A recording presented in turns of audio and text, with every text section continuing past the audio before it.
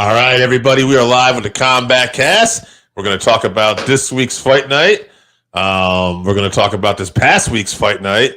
Talk about maybe some stuff around the ring. Maybe. I don't know, because we didn't talk about that before we went on. But before we talk about anything else, let's talk about our sponsor. All right, we'd like to thank Game Up for their support of the podcast. They make a thirst-quenching adult beverage with a special blend of electrolytes. It comes in 4 great flavors: fruit punch, orange, lemon, lime, and grape. That's right. Only 110 calories, low carbs, so enjoy yourself some Game Up and enjoy what we got coming up, which is March 8th, UFC 313, Pinto versus Ankalaev. He's finally fighting a wrestler. Yeah. That's from T-Mobile Arena in Vegas. And then March 15th, UFC Fight Night, Vittori versus Dolidze 2, 7 p.m. Eastern Apex card. I guess we want to see that again. And then March 22nd, UFC Fight Night, Edwards versus Brady. That's a 3 p.m. Eastern card from O2 Arena in London. That's great matchmaking. I'm sure the rest of the card is great too. Yeah. I mean, there's some good cards coming up. I don't know. You want to? I know we didn't really prep for this, but we could talk about some fights that just got made on around the ring. Sure. Let's do that. What's going on around the ring? And I know we recently just had some fights made. I am going to throw them at you here. Not even looking at my notes. 1 to 6 out right away. Paddy Pimblett and Michael Chandler. UFC 314, I believe, April 12th, Miami. I like that a lot because Chandler, obviously exciting, explosive, but, wild. Momentum is down. Momentum is going down, but he's fought nothing but the best of the best. Paddy Pimblett, on the other hand, slowly been building up, getting better and better, but a huge jump in competition from where he was. Stylistically, they both like to wrestle, take people down, submit people. Chandler, though, way more explosive, way more powerful, I would say. Stylistically, I like Chandler, but that momentum factor, that's the one that really kind of has me wondering and why I like the matchup. What do you think? Yeah, both guys wild strikers on the feet too. I would assume Paddy is much taller and has a reach advantage, but he doesn't throw many straight punches, so that won't matter very much. I don't know. I think normally Chandler's wrestling and his understanding of grappling keeps him pretty safe from jiu-jitsu, but I just think that in those wild scrambles, Paddy's so quick to lock something up. If that chin holds up, he says Scousers don't get knocked out, so Michael Chandler's gonna test that. He will test that theory. Yeah. But I think it's probably more likely that he locks up some sort of submission while Chandler's wrestling him or takes him down or something like that. I know Poirier, who is obviously well known, not a fan of Michael Chandler, says that he's putting all his money on Chandler all day to beat Paddy. So that's interesting. Yeah. I mean, I can't. Yeah, I think I'm still going to favor Chandler. I think Chandler is definitely the favorite going into that. I think just because, again, we talk about all the time, there's strength of schedule, but he's been out for like 3 years though. Yeah, I know. I like the momentum factor. I think I'm leaning towards Pimblett too. Here's a matchup right up your alley: Davidson Figueiredo versus Corey Sandhagen.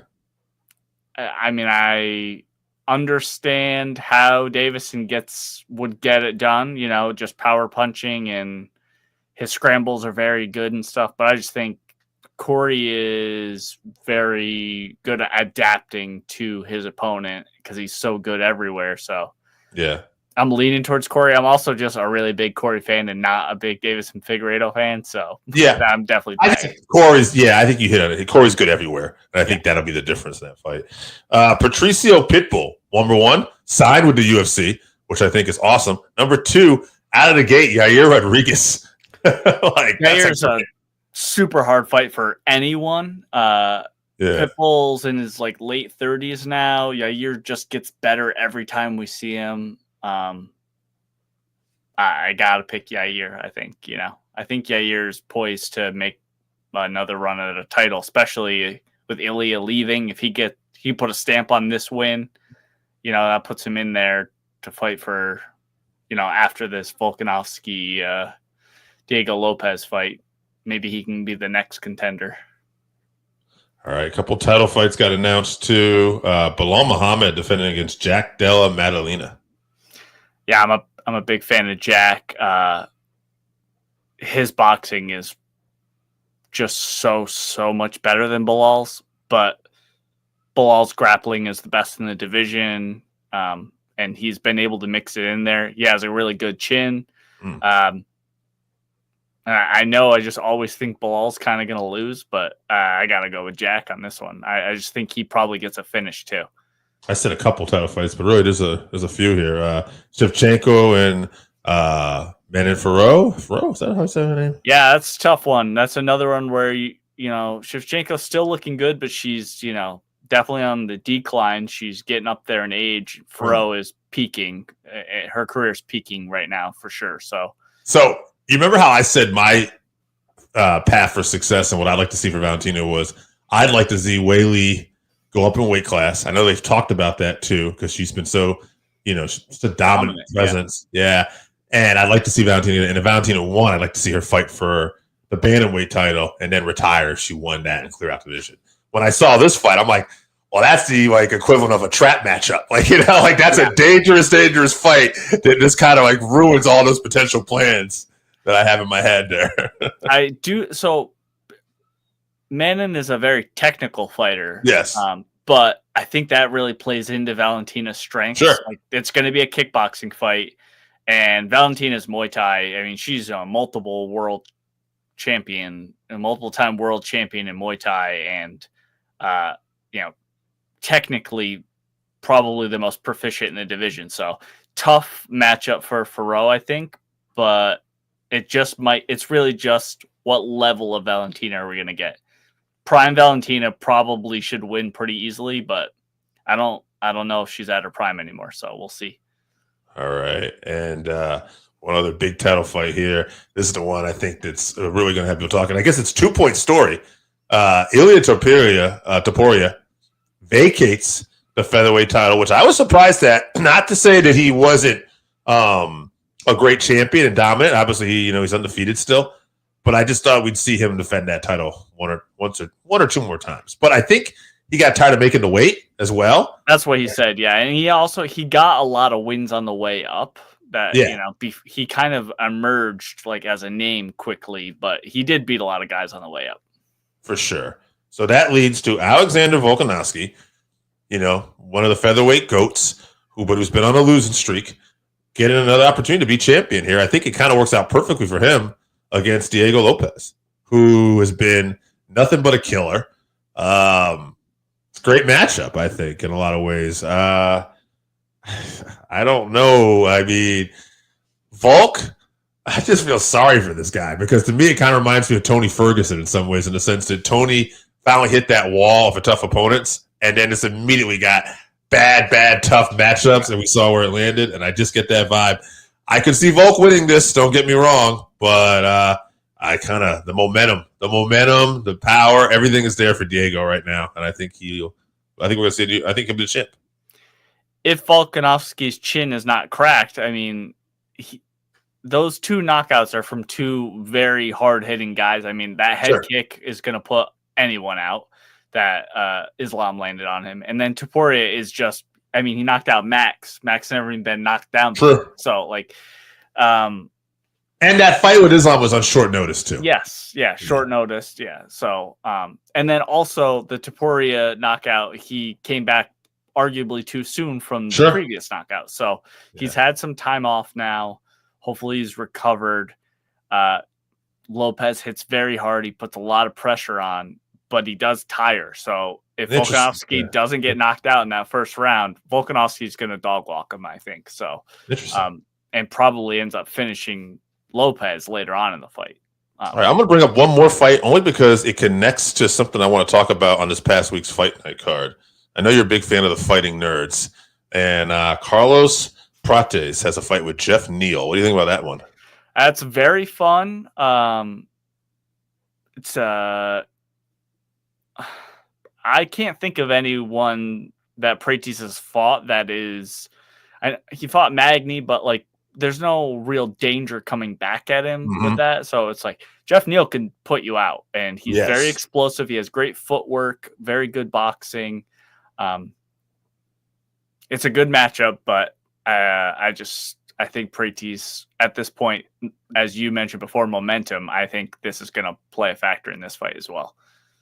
All right, let's get to this past week's fight card.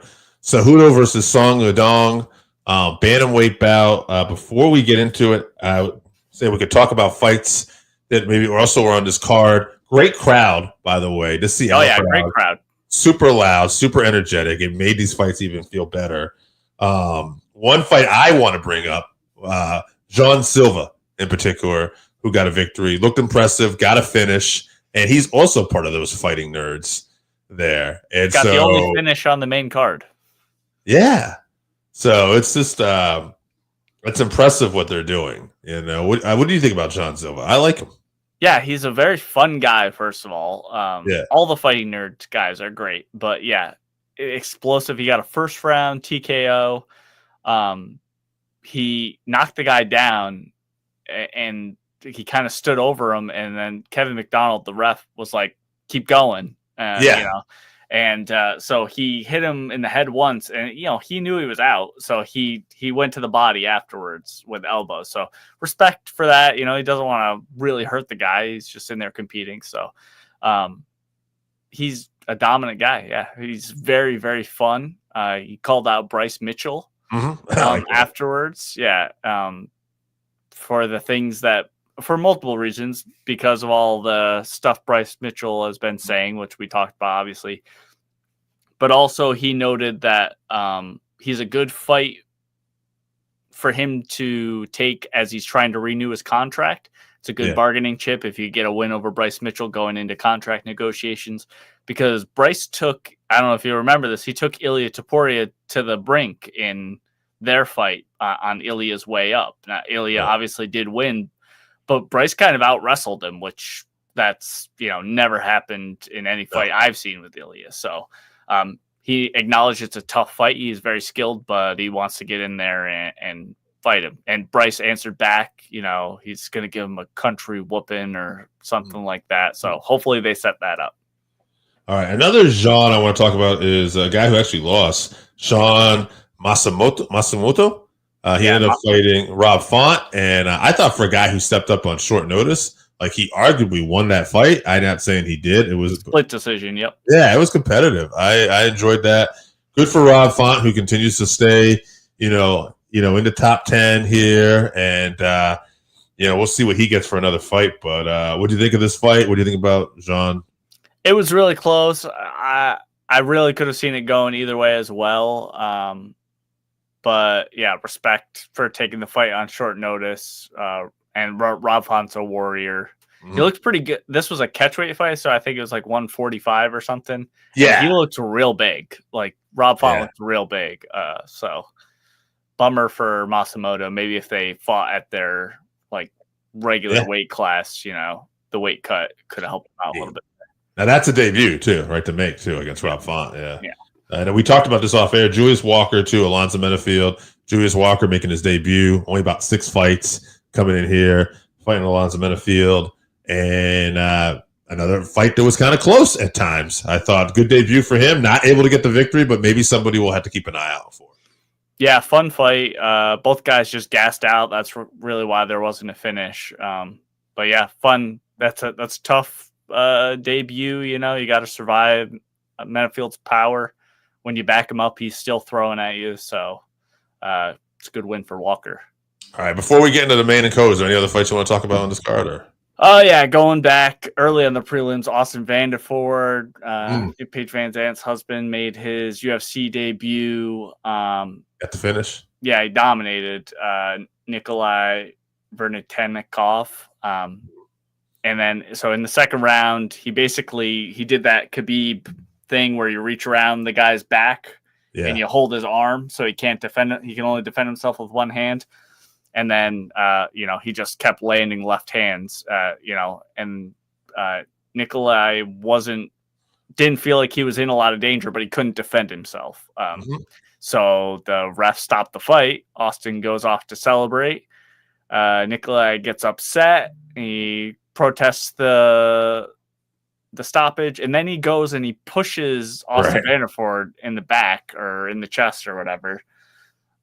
So this guy's probably getting fired. I've never heard his name before this fight, so he kind of got dominated and then assaulted the other. You just can't do that. So shout out to Austin Vanderford. He was getting lots of love from the commentary team and everything for just being a super nice guy and finally getting a shot in the UFC, and his post-fight interview was good too. So I'm just happy for the guy like him. And then also Ricky Simone and Javad Bashrat. Bashrat is like this wild Afghani fighter who I think he was a pretty heavy favorite going into this. Yeah. And I said last week that Ricky Simone is a live dog because he's just always really tough. Well, he KO'd brutal first round KO of Bashrat, and he put him out real bad. So shout out to Ricky Simone. Performance of the night with that, along with Jean Silva, who we talked about earlier too. So. Yeah, 2 great KOs deserving. Also, one of the Kudaraba got a Ian Kudalabra. Yep. Yeah, who's always been a favorite. Like he gets in wars, but he hasn't been winning a lot lately. Nice to see him get a win and see his career keep going. Yeah, all finishes on the prelims on this card. Yeah, too. It was very fun prelim card for sure. All right, let's get to this co-main event. All right, Brendan Allen versus Anthony Fluffy Hernandez. Yeah, I thought Brendan Allen would be more well-rounded. I didn't know they had fought previously, too. That must have been a long time ago. It was, yeah. Hernandez able to get the win. And Hernandez just, where he really impressed me was just on the ground. Like, how he was just able to kind of like win a lot of these scrambles, remain on top. And, I think he surpassed Chris Weidman's takedown record in the middle division, too, they said afterwards. So, good for him. Great win as he surged. I think Brendan Allen was ranked 1 or 2 above him. Like they were close in the rankings. And now he's on like a 7-fight win streak. Right. And I hope he fights Jared Kinnear next, honestly. I think that would be a good fight at middleweight. Yeah, that's fun for sure. Yeah. Allen was pretty dominant on the feet, but either his instincts or his ego took over and he tried to grapple. And those are the decisions that keep very good fighters from becoming champions. So, bummer for him. I've been very high on Brendan Allen, but I did think it was going to be a tough fight for him here. So, shout out to Anthony Hernandez. He's like the Mexican middleweight Marab with his takedowns. He's just relentless. So, shout out to him. All right, moving on. Main event, Henry Cejudo versus Song Yadong. All right, so this was the one fight where I didn't end up watching all of it, and I saw the end of it. It looked like Song Yadong was doing well, and then there was an eye poke, and Cejudo said he couldn't see, and there's an argument of whether he could see or not, if he was just looking for a way out. It ends up being, now this is, I saw this now, so they're round 3, this happens in round 3, and Cejudo was saying, I can't see. I can't fucking see. And his corner was a little surprised. At the end of round 3, yeah. At the end of round 3. So the referee starts round 4, so we can immediately stop round 4 so we can go to the scorecards, which I thought that in itself was very fascinating to me because it's like you didn't have to do that. Right. I think he was doing that to give the fighters what they wanted, you know what I mean? And if he had stopped it in between rounds, right, it would have been a no contest. Exactly. But because they completed the 3rd round and started the 4th, that made it go to a decision. Right. So that was why he did it. You could hear him talking in the cage the whole time. I don't know how I feel about him making a decision like that. Like, no, I'm going to start it so that we go to decision. Like, that's not really on. Like, why do you care if it goes to decision? Right. I mean, I'm Song Yadong. I'm happy. Right. He gets a win. He gets his win and show money. Right. And I think Henry thought that he probably was going to win. So I think he was okay with that too, but it's weird from the ref, but it is what it is. Yeah. As far as the fight, I mean, Henry's leg kicks were good in the beginning, but he was having a hard time getting inside on the first round. And then Song had the speed and reach advantage. But then Henry started working his jab really well. He was fighting southpaw and jabbing with his right hand and landing like stiff jabs and kind of rocking Song actually. So and then the eye poke happened. The eye poke was bad. Cejudo was smart to take the full 5 minutes because we've seen other fights where guys can't, they come back and they're not, they come back because the crowd's booing or whatever, and they don't perform very well. So he took the full 5 minutes. I thought he was going to be okay, but as soon as the fight started again, he was just on his bike running. And you could tell that he was not okay. So, and then obviously in between rounds, telling this corner loudly, I can't fucking see, the fight's getting stopped. As soon as you say that, the fight's getting stopped. So, it's unfortunate. I did see a video afterwards. I know. So a lot of people thought he was looking for a way out or whatever. I know Michael Bisping did fight, like 10 fights with one eye, so a lot of people are referencing that. But so Cejudo did post a video and he like showed the next day his eye, and you could tell it was fucked up. Like his eye was fucked up. So I'm sure it was. Yeah. So I feel bad. That being said, I know it wasn't on purpose. Obviously, the eye poke's not on purpose, but I think the fighters are warned in the dressing room before the fight about low blows and eye pokes. Okay. That should be your warning. Okay. Right. And I can understand low blows because you're kicking the legs and stuff like that, but you shouldn't be poking your opponent in the eye because you shouldn't be reaching out towards their face with your hands. You close fist. And I get it. What's happening is guys are reaching out. Yeah. Well, and they're reaching out to grab that lead hand. Right. So if a fighter throws a jab, you can kind of bat the lead hand. You got to get rid of that. I mean, it needs to be an immediate point deduction as soon as the ref, because there's an eye poke, you stop the fight, the ref can go to the replay, look, it wasn't a punch, because sometimes fighters think they get poked in the eye, but it's the glove hit them or it was just a knuckle or something. Once they determine that, you take a point, because I would have changed the fight for Henry Cejudo. Oh, sure. Could have been a draw or whatever. Instead, it was a loss for him, So it just, and I saw Jim Miller talking about this too. He has over 7 hours in the octagon, and he hasn't poked anyone in the eye because he doesn't put his hands forward with his hands open. They close fists. So I think if you instituted that immediate deduction, you'd see a lot less guys poking people in the eyes. You'd be a lot more careful. So I think at this point we've seen it enough times. It's very hard to recover. Like if that happens early in the fight, even if you can see, you're still, you're still hurt and you have to deal with that for the rest of the fight. It doesn't just go away. You're not 100%. Your eyesight's all good. So it changes the outcome of the fight one way or another. So take a point, and I bet we see a lot less of it. Now, one other thing I just want to say before we go to the next card, too, because there's not a lot to talk about the next card.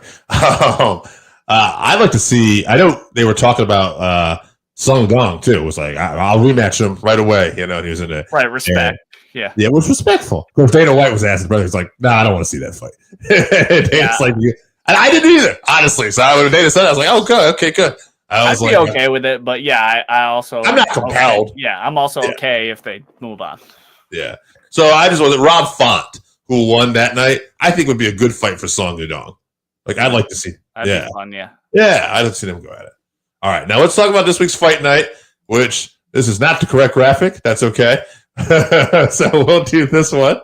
And let's talk about this fight with Manel Kape. Well, and oh man, I'm gonna need your help with this guy's name. Asu Almabayev. Okay, not as bad as I thought. All right. Prelims, just a couple prelims. This, first of all, terrible card. Among the worst cards I've ever seen in the UFC. Andrea Lee versus JJ Aldridge. I'll watch that. That's fun, I guess. But on the undercard, Nasrat Haqparast, who's always fun, versus Esteban Ribovics. So Ribovics had what was my 2024 Fight of the Year versus Daniel Zellhuber on that. I think it was the Noche card, the 306. He got a split decision win, but that fight was so much fun. So I keep an eye out for that guy. You mentioned that. Yes, you're right.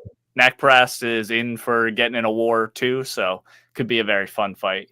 Rest of the card, absolutely terrible. Let's get in this co-main event. Okay. Cody Brundage versus Julian Marquez. All right, Cody Brundage is 10-6-1, 5 KOs, 3 subs, 1 decision, 1 disqualification. He actually has a slam victory to his credit. He TKO'd somebody with a big slam punch. That's always kind of cool. Julian Marquez, Cuban Missile Crisis, 9-5, 6 KOs, 3 subs. So he likes to finish people. I think this could be a fun little fight right here. I'm going to go with Marquez. I'll go round 2 TKO. Julian's lost 3 in a row. His last win was Sam Alvey in 2021. That's true. That's not impressive. Brundage has a no contest and a win by disqualification due to illegal elbows. So he's looking to get out of there from those illegal elbows.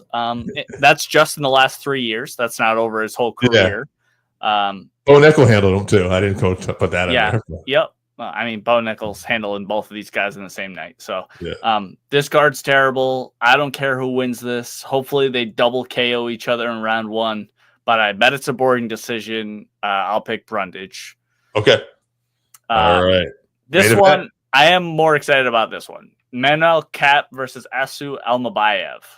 All right. Asu Almabayev is 21-2, 3 KOs, 9 subs, 9 decisions, 4-0 in the UFC.